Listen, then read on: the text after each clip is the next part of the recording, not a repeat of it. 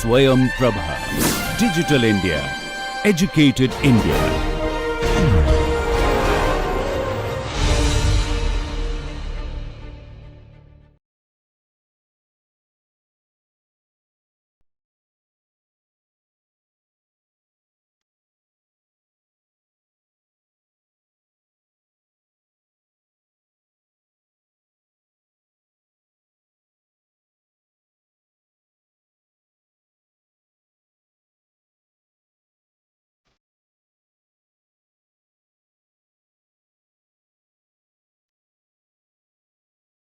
So hello dear friends, welcome back to NPTEL online course on logistics and supply chain management.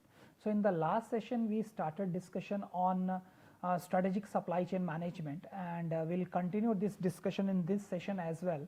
And here we talked about the strategic supply chain management process, what are the different steps in that, right? And in that we identified that the second very important step is to analyze the environment, right? Whether you are talking about internal or external environment. So here we will see some of the models, how we can implement those models to analyze our internal and external your environment, right? And then we will talk about supply chain strategy implementation, and we will end with the case study, right? So quickly, now another step is developing supply chain strategy. And when talking about the strategy is obviously for the future. Whenever we are talking about planning strategy, we are making for future, which is very uncertain, right, and complex in that way. So that means you need to understand all the dynamics in the environment, maybe any fluctuations coming from the suppliers and from the manufacturing, from the warehouse distribution channel, from the customer end. You need to tap those things. So that means this environment is a kind of your factor, very important factor, which will force you to every day change your strategy, right? So it's not that today whatever decision you have taken will last for longer, and obviously the factors which are responsible for changing this is evolving customer demands, changing quickly, right? Technological advancements are there. So any obsolete technology, if you are still producing the same product, no one is going to buy that. Then global market dynamics. If your local market is not changing, maybe the changing force is coming from the global market. And sometimes the regulatory authorities, like they banned BS3 petrol engine, BS4 diesel engines. So now you need to come up with the next version of engines, right? So that you can ensure the sustainability, the environmental measures, whatever they are targeting, right? So to navigate this environment, as well your internal or your external environment, we have some models. When you will apply those models, you can tap those forces, you can predict those forces, you can track those forces, right? So that you can develop your strategy in the dynamic environment. So talking about your external environment, so why this external environment is important? Because whatever we are going to offer in terms of product or services, where we will offer, obviously we are going to offer to the external environment, right? And so designing that basket of product and services, including all the features, obviously you need to find out what you can choose to target. And when you are saying that what you can choose target, obviously you need to consider all these external environment factors. Quickly we'll go through. Let's start with the economic factors. Economic factors in terms of you can divide maybe the consumers, maybe the pricing you can talk about, maybe the competition you can talk about. If your consumer, you need to find out where you are targeting. It's a kind of low customer group, medium or higher class group, right? So accordingly you need to design your pricing policy, your buffet of that product and services. Accordingly you will fix your pricing as well, right? And then competition, if the monopoly market is there, so then you can somewhere you can rule and change the pricing policies, quality measures and all those things, right? But yes, then if it is not monopolistic market, then you need to take care of your all other rivalry, how your competitors are competing with the pricing policies, right? Then talking about physical, this is talking about your basically supply chain, distribution network, right? How physically you are delivering the product, placing the product in the market, right? Either you are going through online media, or you are going through retail chain, or organized store, or unorganized store, or whatever, all the possible ways are open for you. Social culture, social dimensions, lifestyle, behavior, attitude, personality, where you are targeting, cultural, subcultural dimensions, all you will, demographic features, all you will include while analyzing the external environment. Is it feasible for a kind of maybe that particular culture, right? Talking about the Indian culture is little different when the Walmart is targeting the US market, that is totally different, right? So that is also very important when you are designing the strategy and analyzing your external environment. Then global forces, how global forces are behaving, how global players are coming into the Indian market, acquiring the Flipkart. Walmart came into Indian market acquiring the 80% stake in Flipkart, right? How the customers or the other industry players will react to that, how Flipkart culture will change in that way when someone else is acquiring a kind of Walmart organization, right? Technological, how quickly technology is changing in that particular product industry or services industry, so that you can, if very shorter life cycle, so you need to ensure the consumption of the product as well. You need to minimize the inventory so that that can be consumed. If something new will come, obviously all will buy the new product, so you will be end up with the huge inventory in your warehouse only. What are the political, legal developments, any change in the political rulings, and then they will come up with their special policies. Some political parties are targeting on some particular infrastructure development, some are targeting on maybe more employment generation, different issues are there, how they are contesting the elections, and then they are ruling, right? Then demographic features, already we talked about in connection with the socio-culture dimensions, right? How demographically you need to think about where you are going to distribute your product, what is the you can say in that way, how you can characterize that total population which you are going to target through your distribution supply chain network, right? So then when you fix your external environment, then you need to analyze within yourself what capacities I am having, resources I am having. Maybe there are huge potential for maybe the technological innovation, right? But I know that I am not very good with my R&D skills. My team is not having those R&D skills. I am always kind of follower player. I am a kind of player who is very good with the manufacturing. Maybe someone else will come up with that product, but I am so good with manufacturing, with assembly, that I can cut down the cost drastically. But I am not good with R&D skills. Maybe I am good with the inventory management policies, but not very good with the distribution and mile delivery. So then you need to analyze your capabilities, competencies, and where you are not competent, maybe you can go for outsourcing. So you need to pick what you can do, right? Now you found what is the external environment, how it is changing, you know the internal environment. In that way, now you can go for the development of the strategy. Now we'll go for some of the models, how we can analyze our internal, how we can analyze our external environment. Before going to that, how will do the internal analysis will help us to go for the development of your strategic competitiveness. See, every organization is having tangible, intangible resources. Tangible resources, your infrastructure, machines, or whatever the production facilities, all those resources you are having, that is tangible. Intangible is your brand image, your recipe, what secret recipe you are using, how your skills, right? Your soft skills, your connection with the suppliers, your connection with the end customer, those are kind of your intangible resources. So putting together your tangible, intangible resources, you will come up with your capabilities. You will develop your capabilities based on whatever resources you have. Those capabilities will be your core competencies, as Walmart is very cost efficient product distributing partner, right? On the other hand, Zara is a kind of supply chain which is very responsive, because they are working with their innovation strategy, where they are frequently changing their styles, right? Then discovering core competencies.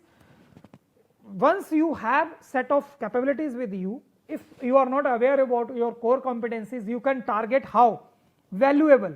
First criterion should be valuable. Customers should be ready to pay for that value you are creating.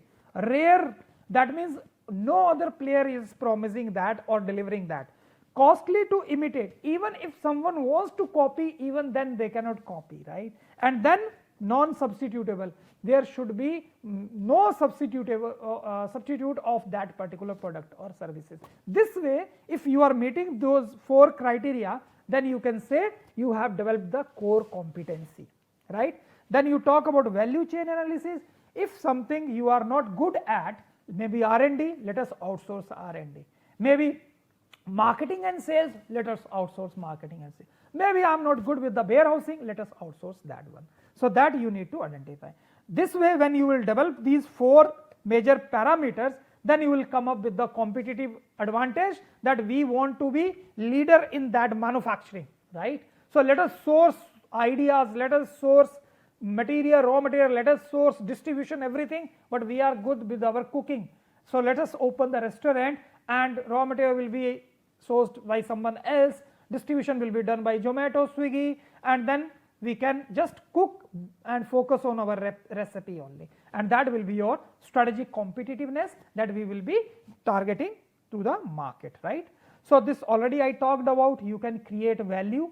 Value is that thing which will ensure the above average returns. Means average returns means if you invest average in the market, what other players are getting, that is average return, right? So if anything you are coming up with new product design or new feature or maybe updated technology, how it will help you to get above average returns, right? So that will only help if you are creating value to the customer, and value is if something you are adding attributes, performance in the product, right, or any other feature which customers are ready to pay, right? That is the value creating activity, right? So then creating competitive advantage. How you can create competitive advantage? With your unique set of skills, those tangible, intangible assets which you worked on and converted into your core competency, and then you developed your core competitiveness based on which is very rare, no one can substitute, right? There is no competition, very difficult to copy that kind of recipe. So then you are creating the competitive advantage that will provide you competitive advantage, right? Edge. So first model here is SWOT analysis, which we can use to analyze the internal as well as external environment. And when we are talking about streamlining the supply chain operations, so you need to understand your strengths, you need to understand your weaknesses, you need to understand what are the opportunities and threats coming from the external market. Strengths and weaknesses will be your internal environment, coming from the internal environment. Opportunities and threats obviously will be posed by your external environment. So your robust foundation is required for the successful logistics, and how you can ensure that? By addressing all your weaknesses. Either you need to improve those weaknesses, and if you cannot improve, you think that maybe much investment is required or not your core competency, let us outsource to some competent partner so that that value can be created, cost can be minimized, that headache of developing those extra skills can be minimized. Then capitalize your strengths, whatever your strengths. If you are very good in delivering, like Amazon is promising 2 days deliveries, 1 day delivery, so that if you are promising your strengths, right, you can convince the audience, right? Then leveraging opportunities, whatever opportunities are coming in the next market, you need to leverage on those opportunities by mitigating the risk coming from the threats. So usually if you go through any SWOT analysis, these are the basic points I will talk about in context with the supply chain, but quickly, what are strengths? Strengths are usually what you are good at, right? Your competitors are not having those things, right? You have some extra resources. Maybe you have very good relationship with your suppliers, which Walmart is having. So always you are feeding them large orders and enjoying scales of economy, negotiating the prices heavily, right? And then whatever your tangible resources, KFC, McD, everywhere, anywhere, any part of the world you go, their recipe, you have that belief set in this brand that you will get that minimum quality. But maybe some local player which you never heard, if you are going to some other country, or even in India also now, these are well known players. So what they are having extra? They are maybe probably getting the same type of raw material, right, more or less, but then recipe, how they are cooking, how they are preparing. Weaknesses, these are some of the points. Maybe market complaints are coming, customer feedback, they are not happy. We are not, like the weakness I highlighted, that we are not good with the R&D, but we are very good with the manufacturing. So let us then promise our manufacturing skills only and outsource the R&D product development part to some other team, to some other stakeholder, right? Then opportunities, whatever opportunities are coming, how you can analyze those opportunities, like the pestle analysis we did, where you can analyze the external environment, any cultural change in the market, you can assess that, right? Any kind of disaster in terms of pandemic is coming, in terms of cloud bursting, in terms of natural disaster, any earthquake, so you can assess those opportunities, those threats in advance, and can then design your strategy. So these are some of the issues you can just go through. For any SWOT analysis, very generic, but we'll go for the SWOT analysis when we are talking about developing the supply chain strategy, right? So here I have included two perspectives. One is your company manufacturing perspective, another one is vendor strength. There can be, you can talk about the strength, weaknesses, opportunities and threats related to transportation, related to warehousing, related to distribution network, all these related to implementing digital twins, right? So all those different functional area. So just a couple of examples we'll take here, we'll just understand these are not only solely the points, right? You can work on all those points related to particular stakeholder or activity. So company strength, in terms of supply chain strength, what can be your strength? Your purchasing power. If you have that purchasing power of raw material, you can negotiate on price, you can negotiate on quality as well, right? Inventory turnover rate, if your inventory turnover rate is very high, quickly you are selling the product compared to your inventory you are keeping, that means that is also your strength. Anything you are making, people are just dying, like the new series of Apple iPhone is coming, people are just standing in the queue to take that new phone, right? So if you are having that, you can leverage on that, right? Payment history, how good you are with the payments. If you are very clear with the payment terms, if you have promised your suppliers that within 60 days or 90 days you will make the payment, and 90% of the payments are done within that period, that means you are good with the track record, right?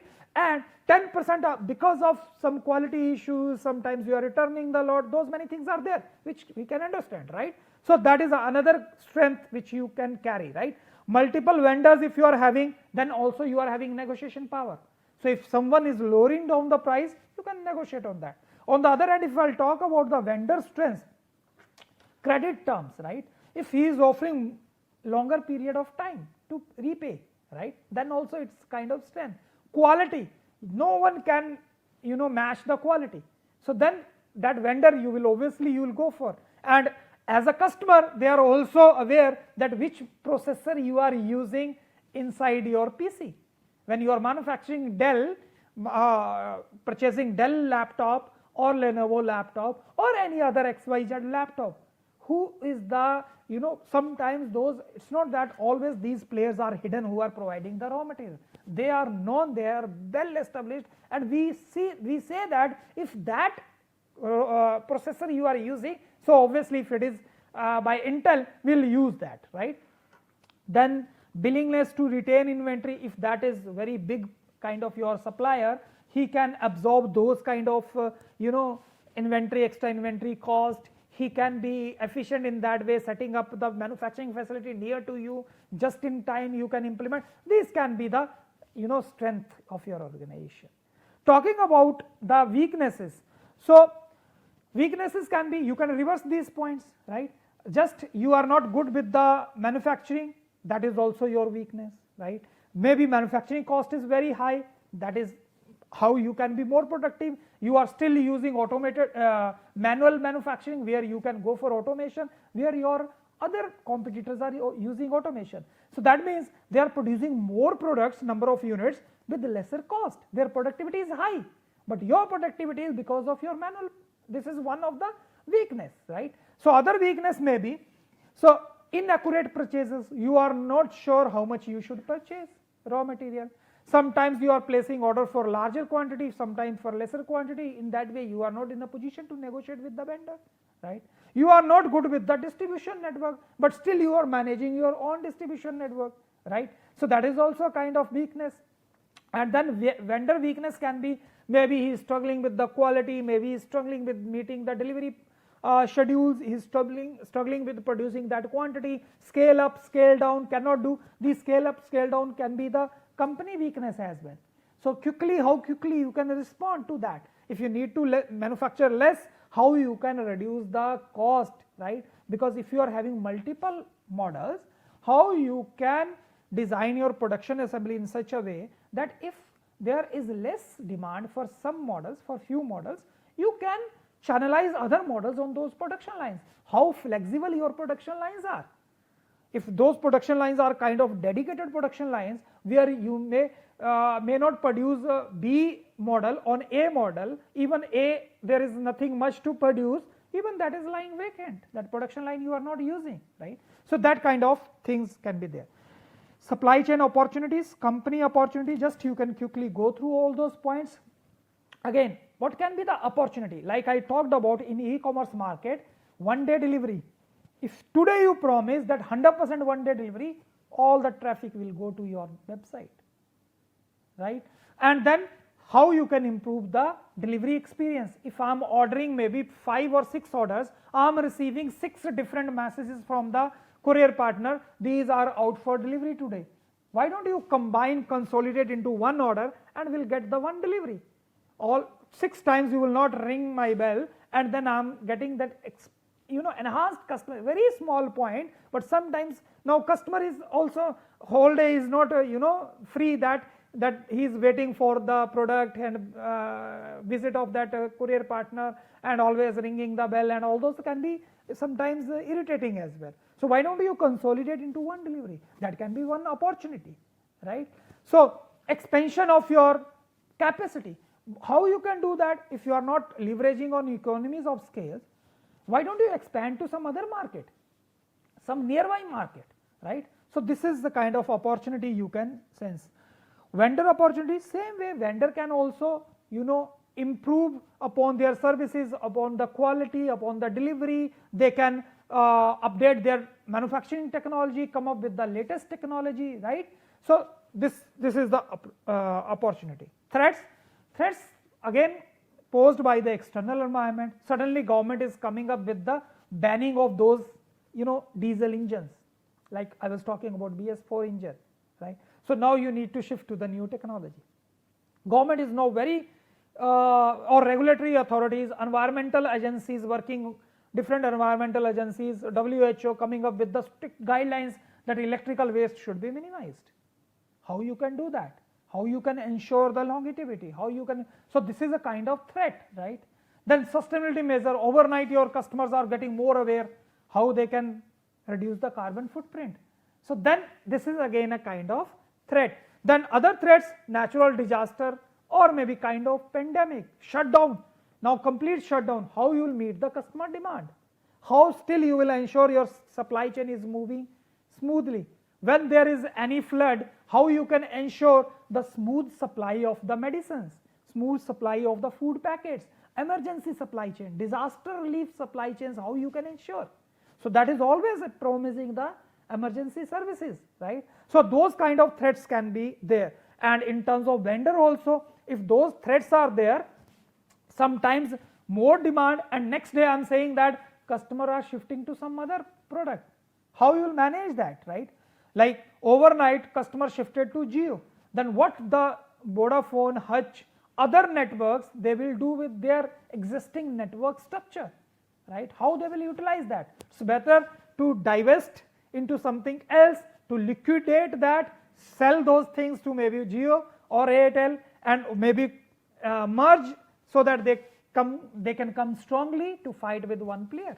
This is how they can manage that, right? So these are some of the threats, right? These are not only the points, only few examples I have quoted here, but yes, different activities, different opportunities and threats you can find out. Let's talk about one case study again, Amazon, how they are dealing with all those opportunity threats with coming up with their supply chain strategy, where they are always promising highly efficient supply chain, and they think that this is the key measure for their success. And how three fundamental elements they are focusing on: extensive warehouse and distribution network, all coverage of all the pin codes, diversified fleet, right? How you can diversify the transportation, advanced technology, quickly you are sharing the information, and you can see 2373 active facilities they are managing. Single in, if you talk about North America alone, more than 200 fulfillment centers. So worldwide presence, how they are ensuring through their efficient and affordable supply chains, right? So there is very beautiful program run by this Amazon, that is Fulfill by Amazon, where they are collaborating, making a kind of supply chain strategy where they are closely collaborating with their suppliers. What they are doing, they are asking their suppliers to supply the products to them, to their distribution or fulfillment centers, and then they will do, Amazon will do the packaging and delivery, right? See how good it is that. So then under that program, FBA program, what they did, they also tried to develop the technology what suppliers are using for manufacturing, for packaging, for delivering, and then they also implemented the automation what they were using in their warehouses to maintain the inventory, to how they can be cost efficient fulfillment centers, right? So they helped with that also. So this is a kind of strategy where they worked very closely with their vendors. They asked them to supply in advance, where the packaging delivery is being done by the Amazon only, and they introduced the Scout, a 6-wheeled automatic delivery robot to carry the product to the customer doors. So key takeaway, you can see after implementing this close network with their suppliers and making them a very much part of their supply chain by implementing FBA on-site program, they increase this inventory turnover by 8.39 times. That means 8.39 times they are moving their inventory, consuming their inventory rather than means ensuring sales, then they are keeping the inventory. How efficient they are with their inventory management. So these are some of the parameters where they worked: cost effective, advantage for revenue generation, save more time, needless warehousing, customer feedback, sales volume, business expansion. How they can go with these parameters, they set all these parameters to get that efficient supply chain, right? Talking about SWOT analysis implementing on Amazon, so obviously it strengths brand identity, well known and pioneer in that. Cost advantage, we get low cost products, and continuous business improvement, they are doing that, and we have seen over the time in terms of delivery they are promising. If we talk about weaknesses, obviously e-commerce industry is a kind of industry where margins are very low, right? Because the competition is huge and seasonality is also affecting. Sometimes there is high demand, sometimes there is low demand. What you will do with your resources when there is less demand? How good you can utilize those resources? Opportunities, you can diversify e-commerce business into those areas where it is not tapping much market potential, like furniture industry we talked about your grocery industry. So how we can expand more into still that mobile industry we have explored much, but still way to go to tap the full market potential. So how we can go for? So continues to increase awareness of its branded product and services, how they can go for expansion of local businesses. They have included the local partner also, local suppliers like local manufacturers, local products. Threats can be obviously low margin, low profit will be there, and then patent infringement is there. Obviously, this kind of industry is that where not very high barriers are there. Any day you can collaborate with any, even small restaurant can collaborate with Swiggy and Zomato. Likewise, small seller can collaborate. If today they are collaborating with Amazon delivering the fresh vegetables, tomorrow they can set up their own distribution network when they have that much resources to cover that one particular city, right? So then obviously security issues are one thing when you are talking about implementing digital networks, right? So those are always required. Now Porter 5 forces model. This was given by Professor Michael Porter, professor of Harvard Business School, where he talked about the role of your competitors when developing your competitive strategy. And then he wrote this book article, How Competitive Forces Shape Strategy, where he talked about there is more than their competitors, there are other factors which we need to tap those factors to when we are thinking of developing our strategy, right? So how quickly we can adapt to the supply chain management, those dynamics of the environment, so that we can come up with the accurate or perfect strategy. And these are Porter's 5 forces model, which is known 5 forces, 5 different aspects Porter has included. So competitive rivalry is obviously the center of this model, where we talk about the competition of that particular industry, and we talk about number of how many competitors are there, how you are differently with the quality and other differences, if you are providing some extra features, what cost is there, customer is loyal or not in that particular industry, because nowadays customer loyalty is a very fragile kind of kind of statement if you are saying customer is loyal, right? So we are getting opportunities, and quickly as a customer we are switching from one. Before placing order, if very kind of standardized item I am getting little less price, obviously I will go for that. If I am getting better experience in terms of delivery in less time, obviously I will go for that. So you need to analyze your complete competition in the market, right?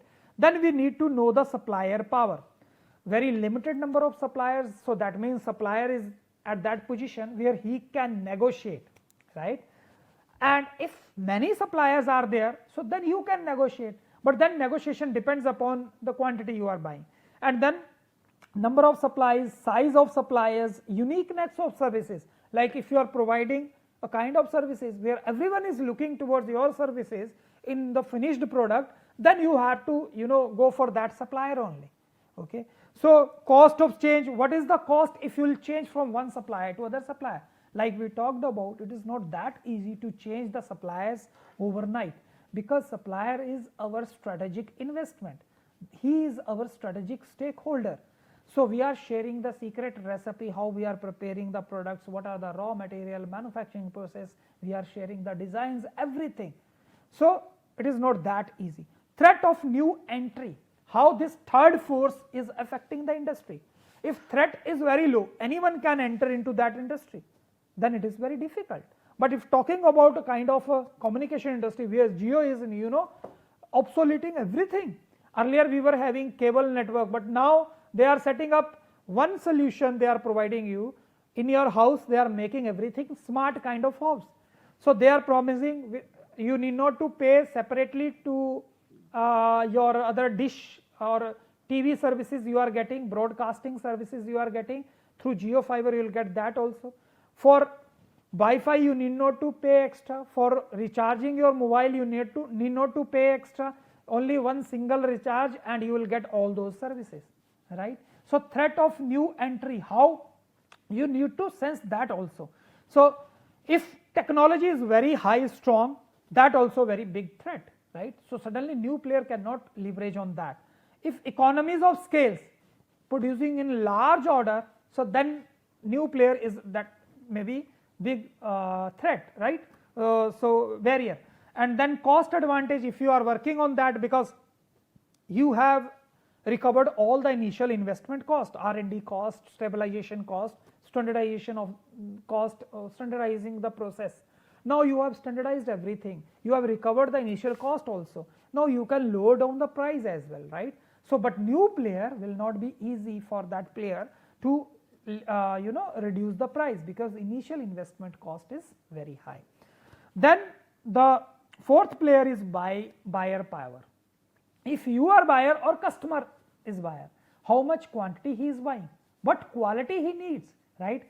Negotiation power, if only you are there, you can motivate, you can just at that point of time you are dominating the whole market, so customer is not that a position that he can negotiate, right? Whatever quality, whatever variety, whatever price you are offering, services you are offering, customer has to buy that, there is no option, right? So price sensitivity, if the customer is so price sensitive, quickly changing the product because of the price, then also you need to take care. Cost of change, how if the customer is changing from one service provider to other services provider, then also you need to find out. Threat of substitution, if any close product is coming, you need to sense that also when your product can be replaced. So in that way you need to come up with your renovation strategies, innovation strategies, you need to quickly change the product. So how this Porter 5 forces model can be used to to design your supply chain strategy. So supplier power, supplier concentration, if very high concentration, limited number of suppliers will affect this decision, right? So then supplier is having more negotiation power. Switching cost, how costly it is when you are switching from one supplier to other supplier, not that easy, because if you have standardized the process with one supplier, you cannot change other supplier. Supplier relationships, it takes time to develop those relationships, where during your worst time your suppliers are the best stakeholders to support you. So if you have developed those relationships. Buyer power, you need to assess your power, how much quantity you are buying, you need to negotiate on that, right? So price sensitivity under buyer concentration, if you are only buyer, right? So that means you have that negotiation power, you can buy that.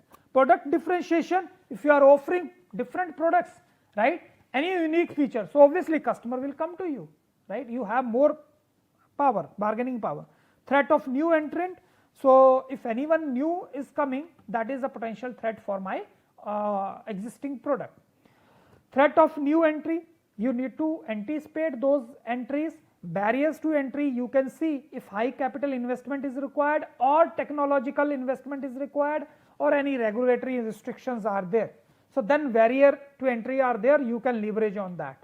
Industry structure, you need to analyze the competitive landscape, market concentration, so that you can find out the industry, what the market scenario is. And then technological advancement, any you need to keep on, right? I mentioned that if you are renovating your product quickly, coming up with the new feature, so obviously your product will not be obsolete, and then that will be very high threat, big threat for the new entry, right? Threat of substitutes, customer preferences, if customer is now moving towards the substitute products, right? So then you need to tap those customers by providing the substitute products. You need to move from your product to the other product, right? Product differentiation, how uniquely you are proposing your product and delivering the unique value. A regulatory environment also sometimes, like your if you are producing using a kind of technology in your product which is not environmental efficient, so then you need to take care, you need to change that technology, right? So rivalry among competitors, market growth, opportunities for growth and expansion. If it is growing, you need to grow. So how your other players, competitors are capturing more market share, how you can go for that, right? But during a time when like Jio came into market, so most of the competitors were thinking to stabilize their at least the existing market share, because that was the time, because they were offering everything free. So how they can do that? Now see, this is a kind of strategy you need to understand. During IPL, Jio came with the free broadcasting of IPL. So now they start, maybe the strategy was when the World Cup will come, just after 2-3 days it is going to start. So when it will come, so then they can charge on that, right? But then to counter this, now Disney Hotstar is coming with free subscription of your World Cup, right? So this, how long you can go with these kind of counter strategies, right? You need your resources should support your these kind of competitive strategy, right? But barriers to entry, if you are leveraging on those kind of barriers where either technology barriers are there, or you have highly invested in the market to set up that distribution network, so in that case the entry for barriers, this entry will be very difficult for the new players, right? So next, supply chain strategy implementation. Once you have figured out all the factors responsible for implementing, for designing your supply chain strategy based on your internal environment analysis and external environment analysis, now you can go ahead with picking your strategy and implementing your strategy. But this is for sure no one best strategy, right? So in game theory, we talk about, in operation research there is concept of game theory, pure obsolete strategy. We are going with one strategy only, but usually we have seen in game theory that we are opting for a mixture of strategies, right? Mixed strategy. So we are using partly maybe 20% of cost efficient, maybe 60% of responsiveness, maybe then the rest 20% cost efficient plus responsiveness, right? So those kind of strategies you need to only when you have configured your external and internal environment, then you will identify what is the demand type, how you need to design your product and services. You need to know customer location, where is customer location, so that you can move to that location, manage inventory near to customer location, and finally you need to know your supplier location as well, because that distance between customer and supplier, in between you are there. So whether you want near to your supplier or near to your customer. Identify demand, how, whether your demand is seasonal, linear, consistent. If it is consistent, you can be efficient. You know number of shipments required, frequency of shipment required, how much quantity they are demanding. You can forecast, weekly forecast can be there, monthly forecast can be there. But if it is seasonal, that means during particular season that demand will be there. You need to be very strong with your distribution network during that time. But when the season is off, maybe you are focusing on manufacturing, keeping some inventory, so that whenever there will be season, you can channelize that same inventory, right? Understand the product portfolio, what your competitors are providing in the market, what customers are liking. If my customer is moving to some other brand, why he is moving to some other brand? Because they are providing some other features which we are not providing. So we need to understand that and include in our product portfolio. Then you need to know the customer location, only then you can design the distribution network. I need to know the location is far away from this metro city. I cannot promise one day delivery. If it is more than 500 kilometers, so obviously it will take time. I need to consolidate orders for that particular pin location. Or can I come with the one kind of big hub there nearby that, so that same one day delivery can be ensured. But whether I am getting those many orders from that particular region, right? Then you need to know location, whether customer is within country or outside, right? Global shipments are also happening. Same way, when you are talking about the supplier location, whether your supply is coming from overseas. So in overseas, then you need to take little longer time, because delivering will take little longer time. Okay, so that's why you are setting up your nearby vendors also, so that during those emergency periods, that just in time can also be implemented. And then you need to manage the inventory, what type, what size, nature, complexity, depending upon that you are managing the inventory, right, to tap all those forces.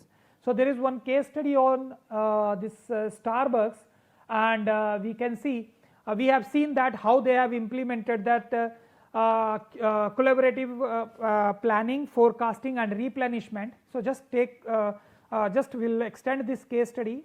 Starbucks, 35,000 retail shops. and you can see the revenue, and they are more than 50 years of operation, huge extensive network, and one thing they are promising is efficient supply chain. How they are promising that? Not only efficient, they are also applying, they are also promising your quality coffee beans. How they are doing that? Because they have vertically integrated, they have collaborated with these coffee producers, right, the coffee beans producers. So those farmers, under their standard for coffee and farmer equity and ESG plans, they have developed that, where they are talking about ethical, environmental, social, quality criteria they have implemented, right. They are closely collaborating with all those coffee beans producer, right, farmers. More than 4 lakh producers directly collaborated with them. They are ensuring the quality and delivery and same taste throughout, right. So this complete supply chain from the farmer field to the cup of coffee, they have integrated beautifully, right. So this is their supply chain strategy, because by collaborating all those players including farmers in their supply chain, they have created very complicated supply chain. But then Peter Gibbons, he implemented this, he transformed this complex supply chain into simple supply chain structure, and then he adopted 4-stage model taken from that SCORE model: plan, source, manufacture and deliver. Removed the return part. For these stages, macro operation, they have included in their supply chain and ensure that centralized logistics system. So how they can coordinate with planning, sourcing from the suppliers, manufacturing, the the coffee roasters who are roasting the beans, right, and delivering to the your Starbucks coffee houses. From there, these are coffee beans are served to the customers, right. And then they divide the complete supply chain into 4 matrix: operational safety, how safe their operation, equipment, whatever they are using; on time supply and order fulfillment rate, how many times you are on time; overall cost of the supply chain; and financial performance in terms of cost effectiveness. And you can see this, after streamlining this supply chain, they have utilized the digital technologies as well, so that they can implement the complete transparency throughout the network. Immediately they can collaborate, they can share information with the coffee producers. If any quality measure they need to take, any deviation is there, they can quickly instruct their coffee farmers, producers, right, and coffee roasters as well, who are roasting, they are having the roasting machines and all, they are producing the coffee beans. So you can see, after implementing this program, they are now ethically sourcing 98.6%, and worldwide they have increased their revenue by 5%. This is a huge 5%, right, achievement.